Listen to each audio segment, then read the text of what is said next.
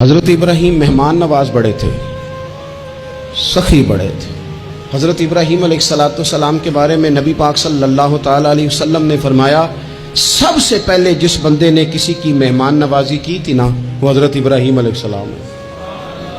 اس کا ایک معنی علماء نے یہ بھی اس حدیث کا بیان کیا کہ جس نے سونی کر کے، مسجہ کر کے، خوبصورت کر کے، تیار کر کے، عزت کے ساتھ، آنر کے ساتھ کسی مہمان کو سب سے پہلے کسی نے اس اہتمام سے کھانا کھلایا، وہ حضرت ابراہیم علیہ السلام ہے۔ زبردست مہمان نواز تھے، زبردست۔ اپنے گھر کے 4 دروازے بنائے ہوئے تھے، 4، اور فرماتے تھے میری خواہش ہے کہ چاروں طرف سے مہمان آئیں، روٹیاں پکتی رہیں، دنیا کھاتی رہے، دنیا آوے کھا کھا جاوے، راضی ہوئے بلا، آئیں لوگ کھائیں، یہ میری خواہش ہے۔ روٹی کھلاؤ، روٹی کھلاؤ، روٹی کھلاؤ، لنگر کھلاؤ۔ حضور صلی اللہ علیہ وسلم سے پوچھا گیا، یا رسول اللہ بہترین مسلمان کون ہے؟ تو حضور نے فرمایا جو سلام لینے میں پہل کرے اور کھانا زیادہ کھلائے، کھانا کھلائے، جو جس کا مزاج ہو کھانا کھلانے کا، طبیعت ہو کھانا کھلانے۔ حضرت ابراہیم علیہ السلام اتنی مہمان نوازی کرتے کہ نبی پاک صلی اللہ علیہ وسلم نے فرمایا، یہ ترغیب و ترہیب میں موجود ہے۔ حضور علیہ السلام نے فرمایا کہ اللہ تعالیٰ نے حضرت ابراہیم علیہ السلام سے ایک دفعہ فرمایا، ابراہیم یہ جو آپ کو اپنا خلیل بنایا ہے نا، یہ اس لیے بنایا ہے کہ آپ کے دل مخلوق کے حق میں بڑے نرم ہیں، آپ مہمان نوازی بڑی کرتے ہیں، اور کبھی کبھی مشکل حالات ہوتے ہیں نا، ٹف حالات، ان میں بھی مہمان نوازی کرتے، ان میں بھی پانی پلاتے، کھانا کھلاتے، لوگوں کو اس دور کی ضروریات کے مطابق لوگوں کو دیکھتے۔ ہمارے نا پورا باب ہے حدیث پاک میں، بخاری مسلم میں، کہ بندہ ہمیشہ دل کا غنی ہوتا ہے۔ دلوں میں کبھی گنجائش بن جائے نا، دلوں میں، تو جیبوں میں بھی اللہ بنا ہی دیتا ہے۔ اپنے دلوں میں گنجائش بنائیں لوگوں کے لیے، اپنی طبیعتوں میں گنجائش۔ ہماری طبیعتوں میں گنجائش نہیں ہوتی، اللہ تعالیٰ بعض بندوں کو نواز دیتا ہے، انہیں چاہیے کہ وہ گنجائش رکھیں، کشادہ کریں اپنے دل کو، سینے کو۔ حضرت ابراہیم علیہ السلام نے نا ایک دفعہ قحط ہو گیا تھا، تو مہمان تو اب آئے بیٹھے تھے، بلکہ ان دنوں میں مہمان زیادہ بڑھ جاتے ہیں، کئی دفعہ زیادہ لوگ آ جاتے ہیں۔ اب وہ قحط کا زمانہ تھا، بہت ساری جگہوں پہ فصل ہی نہیں تھی، اناج ہی نہیں تھا، تو مہمان زیادہ ہو گئے۔ اب حضرت سارہ جناب ہاجرہ گھر میں موجود ہیں اور لوگوں کی لائنیں لگی ہوئی ہیں۔ حضرت ابراہیم علیہ السلام کا مصر میں ایک دوست تھا، حضرت حکیم الامت نے اس کو لکھا ہے، آپ نے نا اس کو کچھ سامان بھیجا، بوریاں بھیجی، فرمایا یار تیرے پاس گندم ہے تو ذرا گندم کی بھر دے بوریاں، مہمان بڑے آ گئے ہیں، روٹی کھلانی ہے لوگوں کو۔ حضرت ابراہیم نے وہ چند بوریاں اپنے اس مصری دوست کی طرف بھیجی کہ گندم کی بھر دو، مہمان زیادہ آ گئے ہیں، تو یہاں تو قحط ہے۔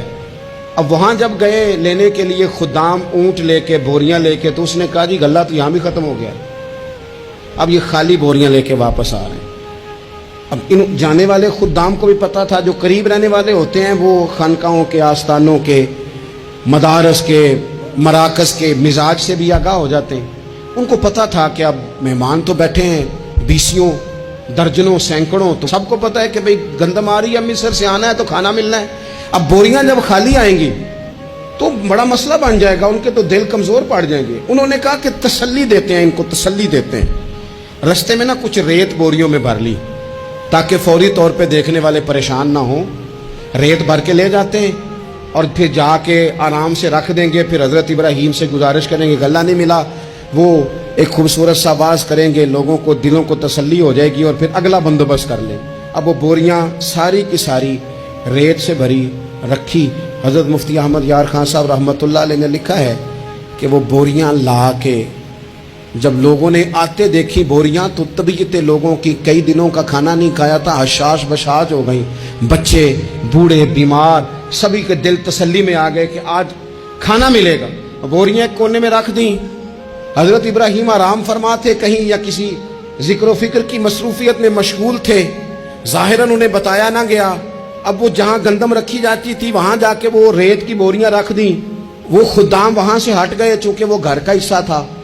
اب جناب ہاجرہ حضرت سارہ اٹھیں، ریت والی بوریاں جب کھولیں تو بہترین گندم نکلی اندر سے۔ اللہ تعالیٰ جب رزق دیتا ہے تو پھر بغیر، اور واللہ خیر الرازقین، بہترین رزق دینے والا اللہ ہے، سب سے بہتر رزق دینے والا۔ وہ کھولا ان کو، بہترین گندم نکلی. انہوں نے فوراً کنیزیں جو تھیں ان کو بلایا, گندم پیس لی گئی. اسی وقت کھانا پکنے لگا. حضرت ابراہیم تشریف لائے, کھانا چل رہا ہے, لوگ لنگر کھا رہے ہیں. اب وہ خدام بھی پریشان تھے کہ بھئی ہم تو لائے تھے ریت, یہ گندم کیسے آ گئی. حضرت سارہ اور جناب ہاجرہ قریب آئیں تو خواتین بعض اوقات گھر والوں کو گائیڈ کرتی ہیں کہ یہ والی سبزی بڑی اچھی تھی, یہ والے چاول بڑے اچھے ہیں, یہ جو گندم آپ لائیں یہ بڑی اچھی ہے. تو وہ تھوڑی سی گندم ہاتھ میں پکڑی جناب ہاجرہ نے, جناب سارہ نے, حضرت ابراہیم کے سامنے کر کے کہا یہ جو آپ کا مصری یار ہے نا, یہ جو مصری یار نے گندم بھیجی ہے نا, مصری یار نے, کیا بات ہے, خوشبو بھی اعلیٰ ہے, پکانے میں بھی اچھی ہے, 2 لقمے روٹی کے چکے ہیں, ذائقہ بھی کمال ہے, یہ جو آپ کا مصری یار ہے. حضرت ابراہیم کہنے لگے چپ کر جا, یہ مصری یار نے نہیں بھیجی, یہ میرے عرشی یار نے بھیجی ہے. واتخذ اللہ ابراہیم خلیلا, وہ جس نے کہا نا ہم نے ابراہیم کو گہرا دوست بنا لیا ہے, یہ اس نے بھیجی ہیں. اس کو پتا تھا کہ جناب خلیل نے کوئی ذات کے لیے نہیں منگائی, اسی کی مخلوق کے لیے منگائی ہے, تو یہ عرشی یار نے بھیجی ہے, عرشی یار نے. اور فرمایا جب عرشی یار بھیجے تو پھر کسی قسم کی کوئی کمزوری باقی رہتی نہیں ہے.